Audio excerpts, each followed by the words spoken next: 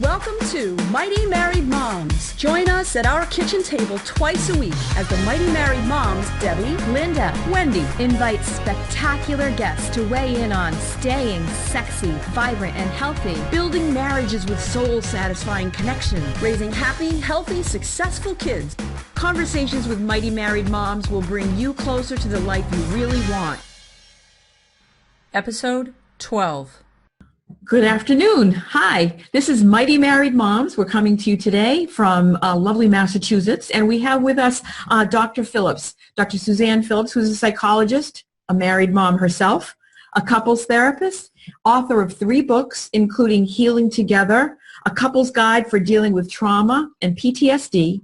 She's a blogger on Psych Central on topics ranging from couples to coping with stress, having pets, midlife crisis, depression, and why people have affairs. She's the host of Psych Up on Kazozu Radio. So we welcome you, a fellow podcast person in a way.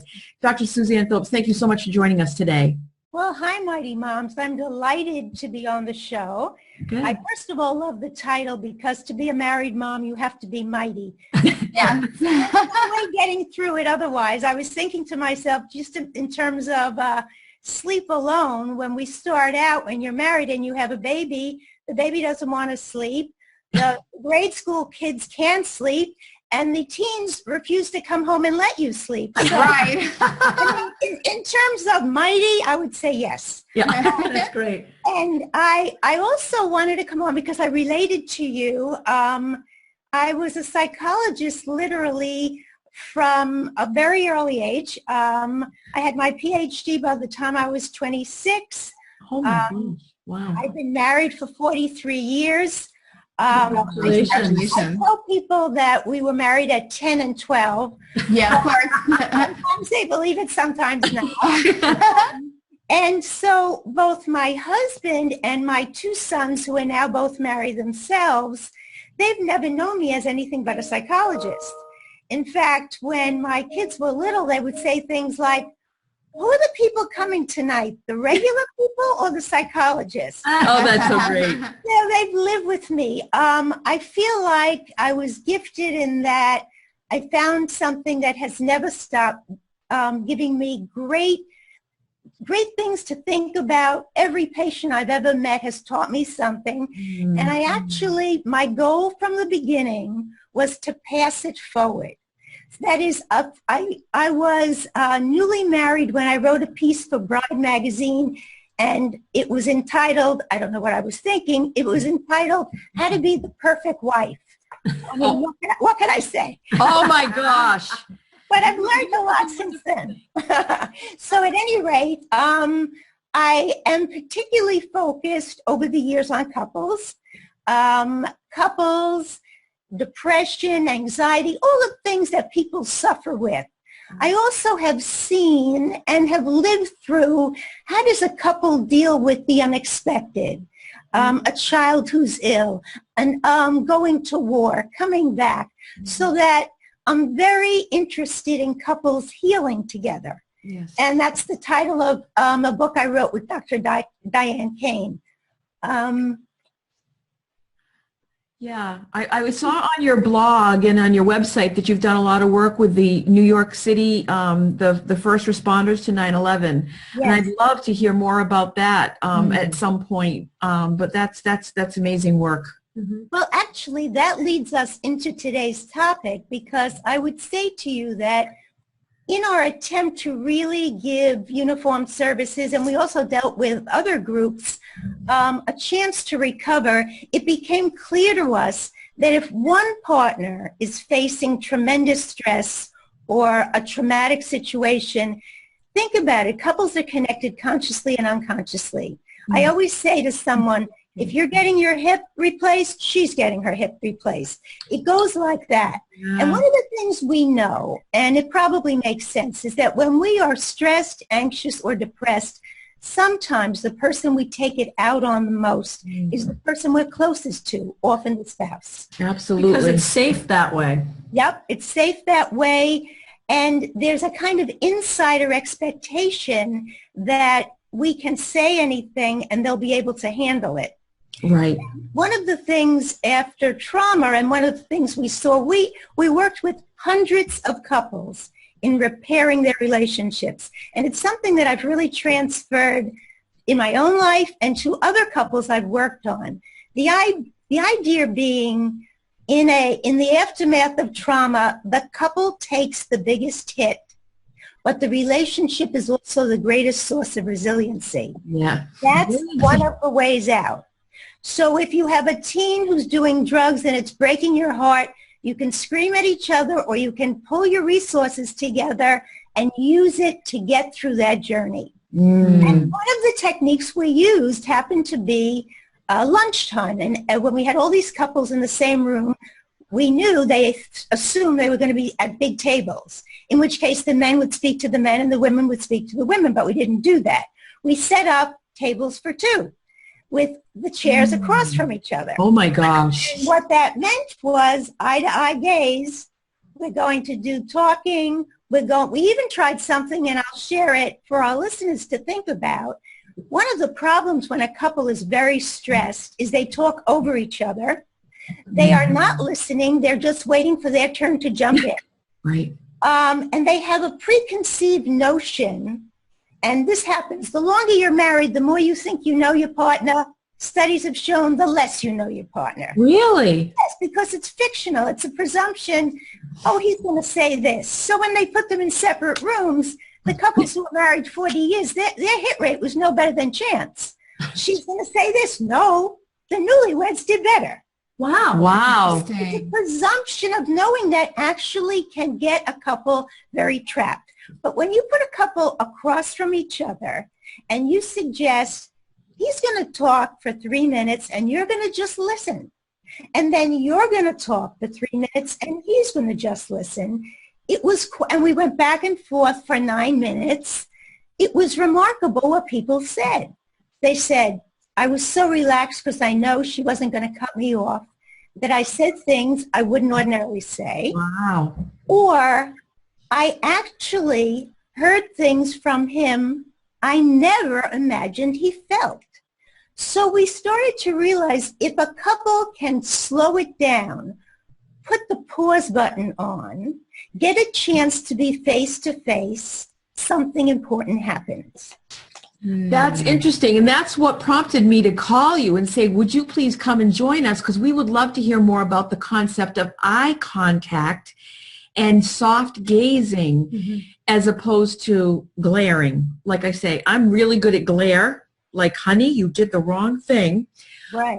As opposed to soft gazing. And really eye contact has been something that frightens me, to be really honest with you. When I'm in a, like if I'm in a public speaking engagement, I look over the tops of people's heads, because if I look at people, I feel exposed and I feel like I'm looking into, and you mentioned that when we hold somebody's gaze, we're actually giving them a piece of our insides. Right. I might have it worded wrong, but go ahead.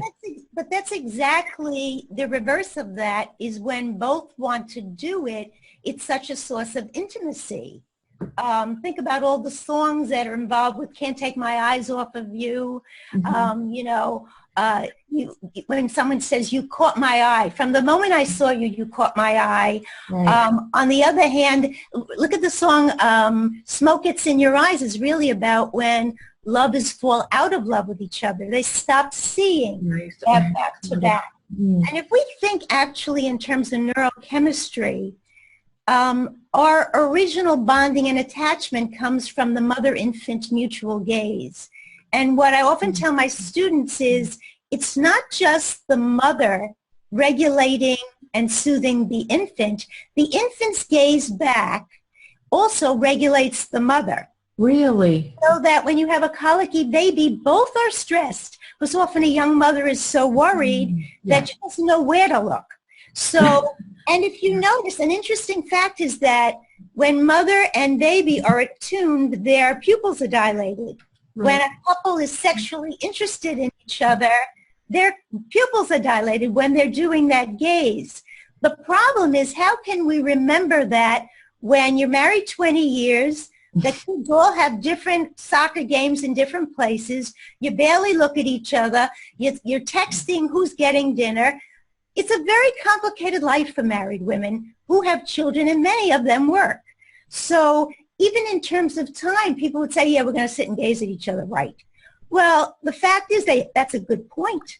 So the question then becomes, why would we do it? And I would answer, even if when you're exchanging kids, cars, or bags on the soccer field, you looked into each other's eyes with a, thank God you're here, good to see you. There's a look insiders give each other that regulates them.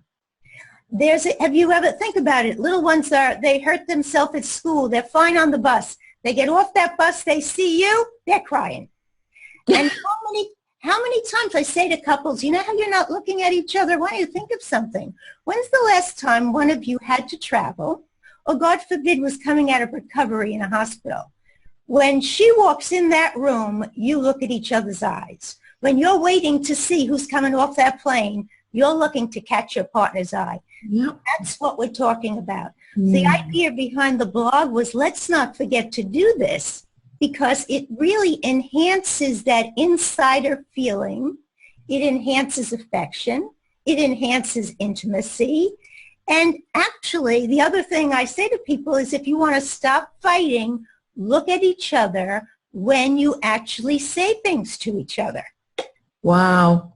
That's a really good, we Mighty Married Moms, we love something that we can take away the minute that this episode goes off and apply to our daily marriages. That's a huge boost right there, is to say, if I'm speaking to you, let me look at you and say, then you pick up the child after school and get, as opposed to just mutual talking. That's really good. Well, I've had it myself. We're always on the run, and I'll be mumbling while I'm grabbing my car keys. I'm going to do the groceries. He's inside doing something else. That night, we both show up with the same groceries. Double groceries. Now, I could go right into, are you crazy? I told you I was getting it. But the fact is, when you think about it, he didn't see me say it. He probably didn't even hear me say it. So you put the stuff in the freezer and you keep on going.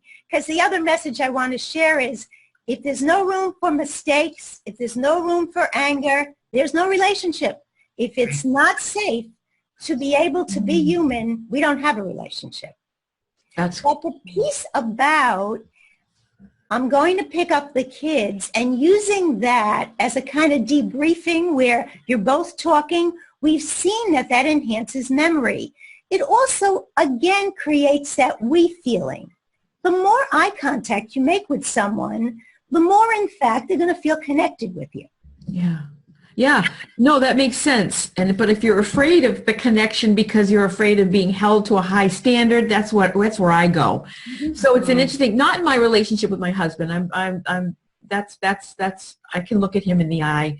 But other people, I get worried, like, oh. So anyway, it's a very interesting phenomenon. That's what made it jump off the page when I read your blog. I was like, oh my gosh. And Debbie said that you had some very specific thoughts. Yeah. So in my parenting model, I have five steps that all begin with A, and the middle one is take action, which actually begins with T, but there's the action.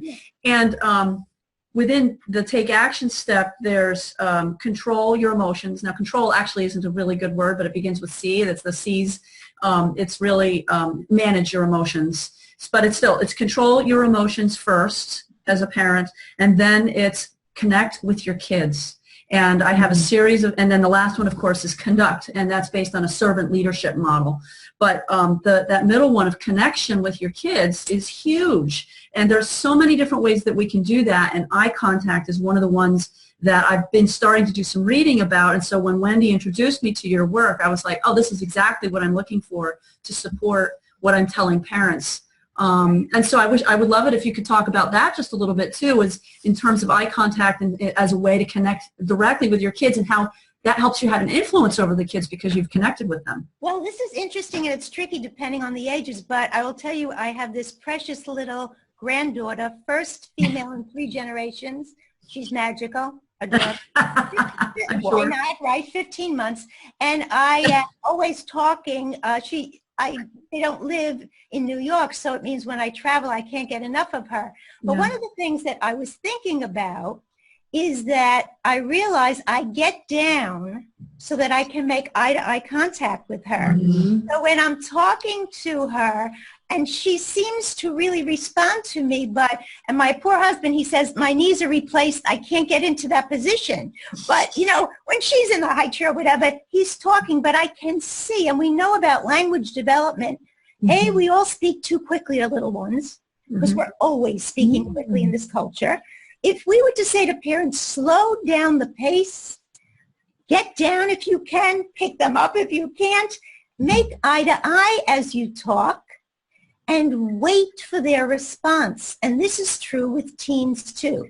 Yeah. Having sons, I will tell you, boys go through a stage where they are not going to make eye contact with you. Right. They are only going to talk to you in the car when you are driving, and no one's making eye contact, right? It's true. So Yeah. they are basically like CIA agents, and you're on a need-to-know basis.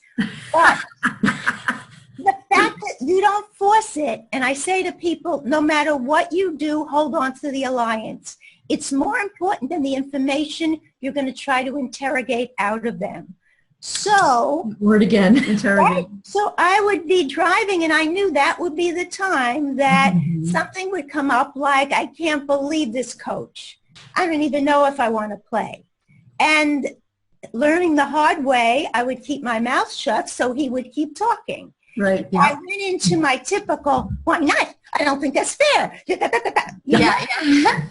And we know how much, but not with teenagers, girls or boys. Your listening position, and they're shy. If we think couples are shy, Really. teens are very shy about eye-to-eye contact.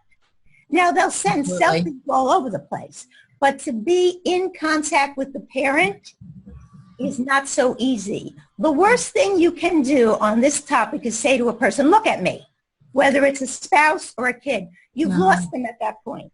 Interesting. I mean, you cannot demand intimacy. No. I've said to women, if you're going to start the conversation by saying we have to talk, the conversation's over. Yep.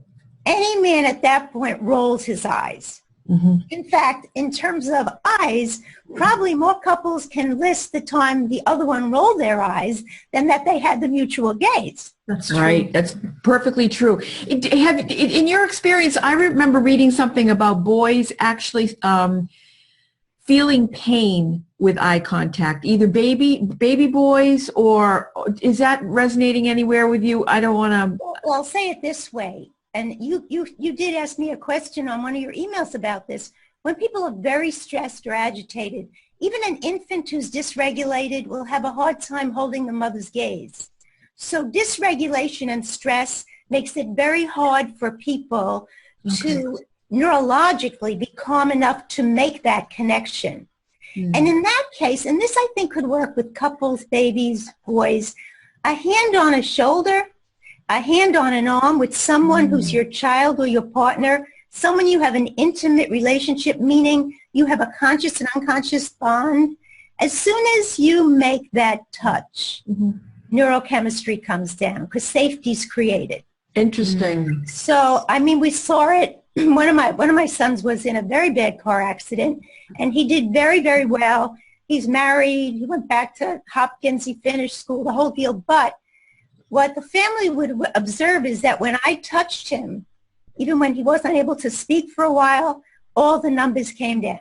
Wow. Because there is a sense of safety in intimate connection. And I say to couples, if there's anything that I would say are the ingredients to really pulling the marriage back, it would be to use take the opportunity to look at each other, laugh with each other, let it go. When it comes to stress, conflict, and arguments, there's a lot of reasons to let it go. I'll say first of the children. Marital stress is a tremendous burden for children. Domestic violence is a nightmare for children. Sometimes people say to me, well, we scream at each other, but we don't scream at the kids. We call each other names, but we don't call the kids names. And I say, anything you say to each other, you say to your kids. Yeah. Because they're connected. If you're calling her a such and such, you're calling your children that. Right. They can't, I'll say after trauma, after hurricanes, etc., people would say to me, well, what about the kids? And I'd say a little bit about what you just said now in terms of your parenting. If you're calm and you feel somewhat regulated, your children will do okay. Yeah. Whether we're going through bombs or whether we're going through war, children regulate their stress depending on the look in the parents' eyes and the parents' contact. So that it's really the same kind of thing we're talking about in terms of letting it go. If the fights go on and on, if the stonewalling and silent treatment goes on, if the rolling of the eyes goes on and on, not only are you both suffering, your children have taken a big hit. One thing you said, the way you said, if you have yelled, you said you such and such to your partner, you said you such and such to your child. Yep. You've also said you such and such to your child's mother. Yes. Or your child's father. We're very protective of our parents. You don't have any right to be talked. Linda was mentioning that her husband once said to their boys, listen, you're talking about my wife. I want you to stop. I like that. Right? Yeah. Yeah. So that was it, so we all were protective of one another in that regard. I really like what you're saying there. That's really so key and so helpful to realize how damaging those painful words can be. And one of the things that I say to couples all the time, and it's the letting go piece too, is I guess we've seen enough fiction to believe, and even all of us as psychologists are guilty of this. Sometimes you don't talk it out. Sometimes there's been too much talk. Mm-hmm. And sometimes, just like we reset our computers and we reset our iPhones, the couple needs to reset before they can talk about this topic. So if a couple has a pattern where, I don't think we're going anywhere good with this, let's get a cup of coffee, let's walk the dog, you know what, let's go to the movies tonight. What they've said to the other is, I need to take a break, but I still want to connect with you. Yeah. Mm-hmm. I say to couples, give yourself a chance to recover before you take it up again. Now, I'm going to tell you, women have a harder time with this because women feel compelled to say, I just have to say one more thing. Yep. And then when the fight is over, we're in the car and they feel, so just so you know, and we're back. And we're back. So the idea, right. The idea of letting it, and even sometimes my kids have said, boys, Ma, let it go. Yeah. So they even get the concept, we're going nowhere with this. Right. So we think we're so verbal, we're going to magically talk someone out of what they feel. Not really. Yeah. Yeah. But letting it go and realizing, I'll say to people, you have a choice. Do you want the marriage or do you want to win? Right. Yeah. Absolutely. Yeah. Right. Exactly. It's not the fight worth having. Right. And someone will say to me, but you don't understand. He never does the dishes. He never does the shopping. And I'll say, I know, because I'm a woman. I get this. But now I want to ask you, is he on the train every day? Is he on the soccer field? Do you love how he is with your kids? He's not good at cleaning. He doesn't know what he's doing in the food store. That's not true anymore about with men. But the fact is, you've got to quickly balance in your head, of course he's not perfect at that, but maybe that's where you come in. Right. And maybe you're not so good at something else. I think when we're angry, we see it very, very much from a one perspective. Someone said you have to have binoculars on for a good marriage. You got to keep eyes on both people.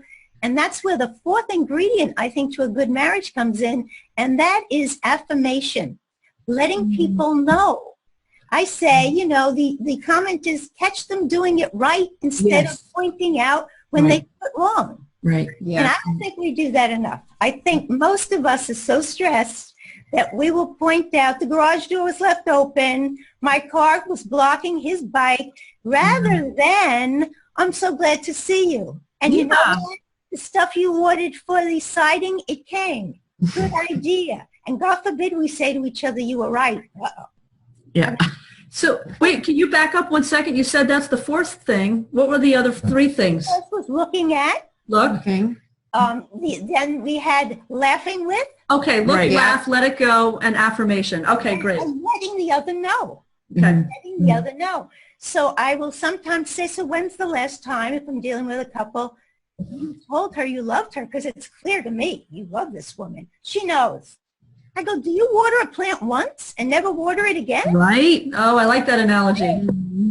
When you think about what compliments and affirmations do for the people you love, it's like sending them off with a gift. Right. And people never get tired of hearing, who makes a better egg than you? or even a kid, you always remember to bring in that. Or you're always so smart about taking the glasses off the table.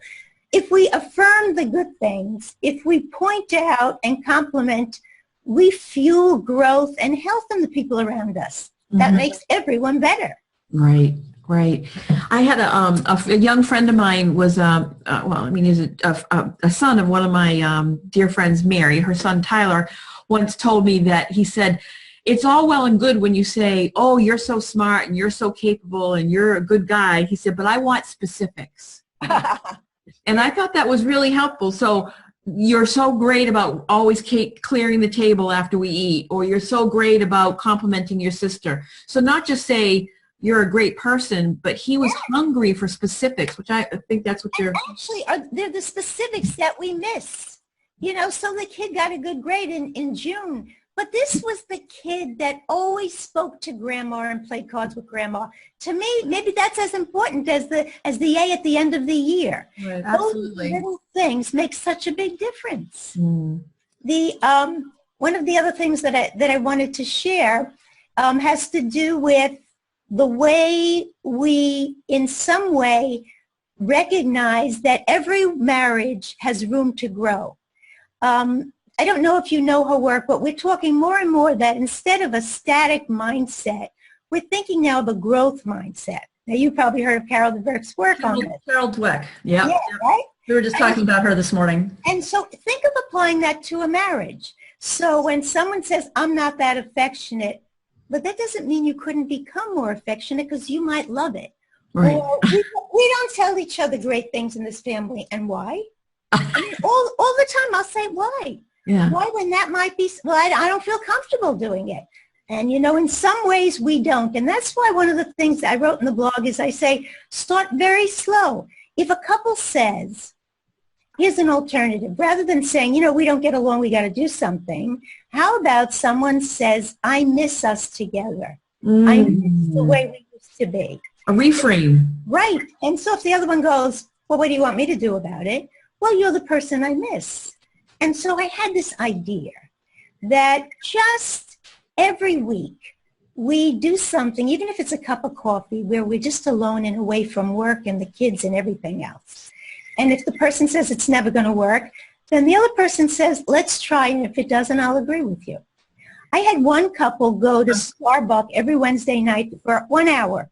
It changed their relationship. Really? They got out of the house. They didn't know what the people at Starbucks thought of them. They didn't really care.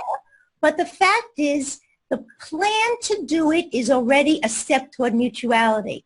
Because if my spouse says, okay, Sue, I'll try it, I'm already feeling, okay, we're gonna work into that growth mindset. We're going to change for the best. When people are told as the preface to any suggestion, you really not been nice to me, or we don't get along as a couple, or we don't have enough sex, or you've already created a barrier. You didn't even start. So you want to remind people where we used to be. When we did all this work with couples, we would say, we want you to think about before the trauma happened. Reach behind that cement wall and think of the time that you think of in your head when you really got each other, loved each other, looked forward to being with each other. And inevitably, when people share this, and this is true of couples I've worked with, they smile. They say, well, we once had this apartment in the Bronx, and they have the most wonderful story. Or she had this Camaro that would only go backwards. Yeah. She used to hang out in that. Or they'll talk of the honeymoon. And we said, and I would say, that's part of your history. I want you to use that. We're going back to that. So that when she says, so let's do something each week together, it's like the way we used to be in the Camaro. Or it's like the way we used to try to steal a moment when your mother finally went to bed and we finally got to sit in your living room. We've got to almost stir the memories and the positive affirmation that's associated with them. Yeah. Yeah, I was thinking that at the beginning when you were talking about, so interesting that couples who've been together for much longer know each other less than the couples who are new couples. But really, from what you're saying now, I mean, when you're dating, your whole focus is getting to know each other. Your whole focus is listening. Your whole focus is telling the other person how great they are. And then you get married and you have kids and all these other things kind of get in the way. And it makes sense that year after year, decade after decade, you haven't had that same focus. So of course, after time, you're still growing as a person no matter what. Your partner's growing as a person, but you've been growing separately rather than in parallel. In parallel rather than necessarily sharing it together as you're getting older. Well, I say to people, have you never made any updates to your house over the course of 20 years? Right. Kitchens, new bathrooms. Why would we not update the relationship? Right. Yeah. Right. I always think no one shows up for a good relationship. No one shows up for a good intimacy. No one shows up for good romance unless you're putting effort, thought, and it doesn't have to take hours. Right. I mean, think about when you did date. You might have seen each other here or there, sent a note, sent a text. It's interesting. It's about finding the time. Getting a text message in the middle of the day from someone who says, I'm thinking about you, I love you, that's all that person might need.